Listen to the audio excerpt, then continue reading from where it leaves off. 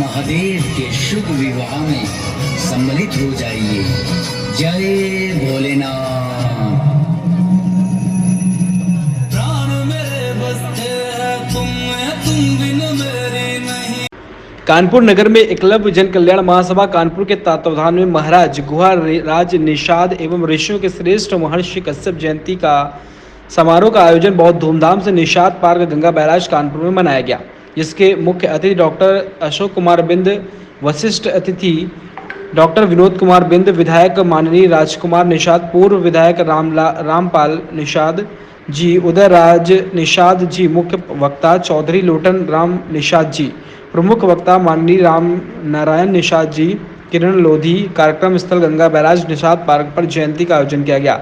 इस कार्यक्रम में मुख्य अतिथि डॉक्टर अशोक कुमार बिंद के द्वारा दीप प्रज्वलित कर कार्यक्रम का शुभारंभ किया गया। उनके द्वारा महाराज गुहाराज निषाद महर्षि कश्यप के चित्रों पर माल्यार्पण कर आरती की गई।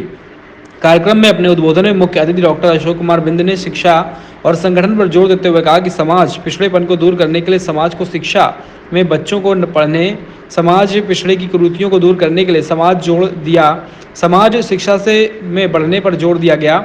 समाज को उन्नत की ओर ले जाने पर पहला और अंतिम मार्ग शिक्षा है। बिना शिक्षा के मानव पशु के समान है।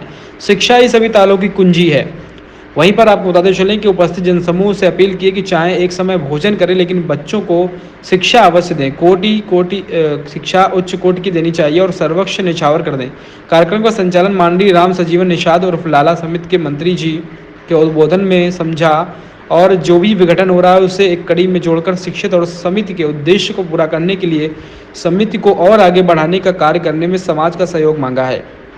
कार्यक्रम में मुख्य वक्ता एकलव्य जन कल्याण महासभा की अध्यक्षता करते हुए माननीय सुखलाल निषाद के उद्बोधन में समाज को एकजुट होकर समिति की ओर से मुख्य अतिथि, विशिष्ट अतिथि सहित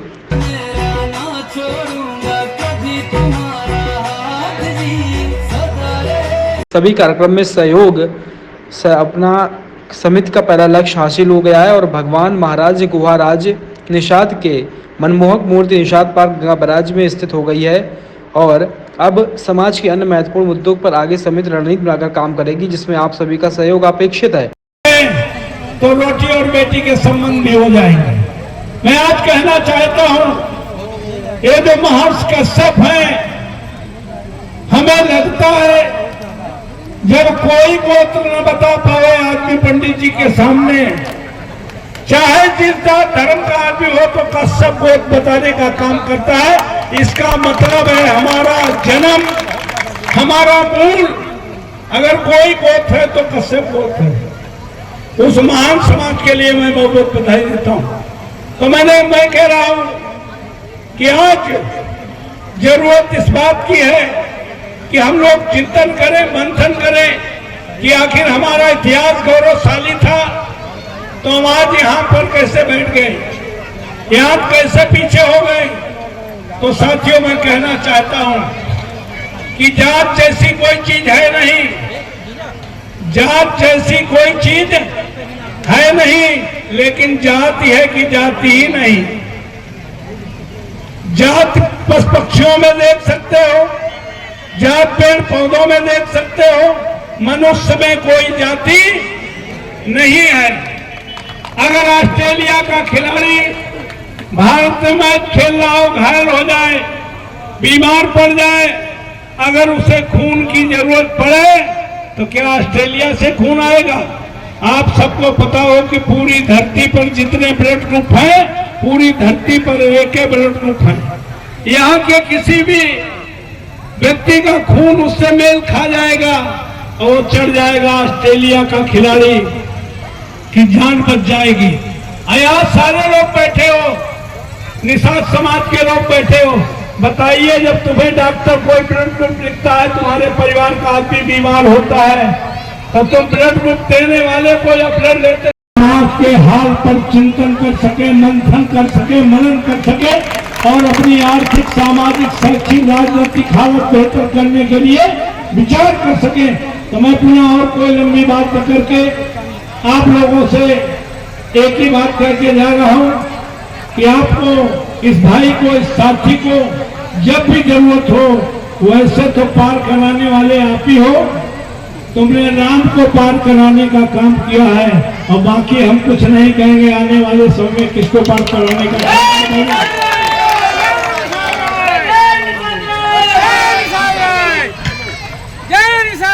बहुत अच्छा लगा भाई, हमारे समाज हमारा कैसे आगे बढ़े, आपने हमारे समाज के बारे में चिंतन किया, हमारे समाज को दिशा निर्देशित किया, इसके लिए ये मंच आपका आभार व्यक्त करता है। इसी क्रम में साथियों एक बार जोरदार से हमारे महाराजा निषाद राज गुरु जी का जयकारा लगाएंगे। बोलिए जय निषाद राज, जय निषाद राज, जय महर्षि कश्यप, जय महर्षि कश्यप। साथियों अभी कुछ ही देर में भंडारा बस चालू होने जा रहा है और अभी कई कार्यक्रम होने बाकी हैं। इसी क्रम में हमारे भी बिठूर के पूर्व विधायक माननीय मुनीम शुक्ला जी भी उपस्थित हैं। मैं उनसे भी कहूंगा आए और हमारे समाज के बारे में बताएं।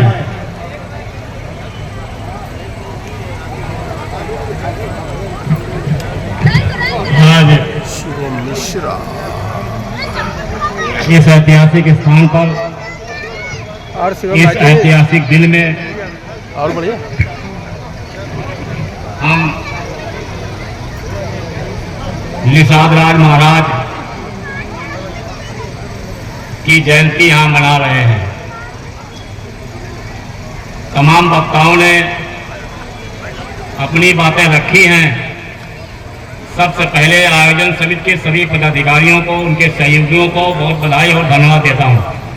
क्योंकि समय कम है, मंच पर मौजूद हमारे विभिन्न साथी लोग बैठे, सबका नाम लेंगे तो काफी समय बर्बाद हो जाएगा, तो मैं 2 मिनट में संक्षेप में बात करना चाहता हूं। साथियों 2012 में जब हम लोग यहाँ चुनाव लड़े जीते तो पूरे दोनों तरफ, गंगा के दोनों तरफ ये मांग चल रही थी कि निषाद राज महाराज का एक स्थान बनना चाहिए, पार्क बनना चाहिए। यहाँ के जन जन जानते हैं कि जब हमारी सरकार थी, अब मैं आपका सेवक था, विधायक था, माननीय अखिलेश जी मुख्यमंत्री थे, तब ये निषाद राज पार्क का अलॉटमेंट हम लोगों ने सिंचाई विभाग से आपको करा के दिया था, ये सबको पता है। लेकिन हमें बड़ा तकलीफ है कि निषाद राज महाराज की मूर्ति के लिए 90 लाख रुपए सिंचाई विभाग ने जयपुर में जमा किए थे। मूर्ति, भव्य मूर्ति बननी थी जो यहाँ लगनी थी, वो आज 7 साल हो गए, वो मूर्ति जयपुर से नहीं आ पाई और वो मूर्ति आज तक नहीं लग पाई। इसकी हमें बड़ी तकलीफ है, क्योंकि ये धर्म से ऐसे धर्म से जुड़ा हुआ मामला है जिनको खाली निषाद या कश्यप समाज नहीं मानते, जिनको समाज का हर वर्ग अपना भगवान और देवता मानता है। मर्यादा पुरुषोत्तम राम को इन्होंने जब पार लगाया था और 14 बरस वनवास करने के बाद जब मर्यादा पुरुषोत्तम राम का राज्याभिषेक हो रहा था, तो भरत ने उनसे पूछा कि ये बताओ कि आपके कौन कौन से राजा जिनको हमें आमंत्रित करना है इसमें शामिल होने के लिए राज्याभिषेक में। तो मर्यादा पुरुषोत्तम राम ने कहा कि चाहे जिसको आप बुला लीजिए, हमें कोई दिक्कत नहीं है, हमारा एक ही अतिथि है जिसको आपको बुलाना है, जिन्हें हमारी नैया पार लगाई थी, वो हमारे निषाद राज महाराज थे। उनको मर्यादा पुरुषोत्तम राम ने एक ही अतिथि बनाया था अपने राज्याभिषेक में। वो उनकी दोस्ती का और उनके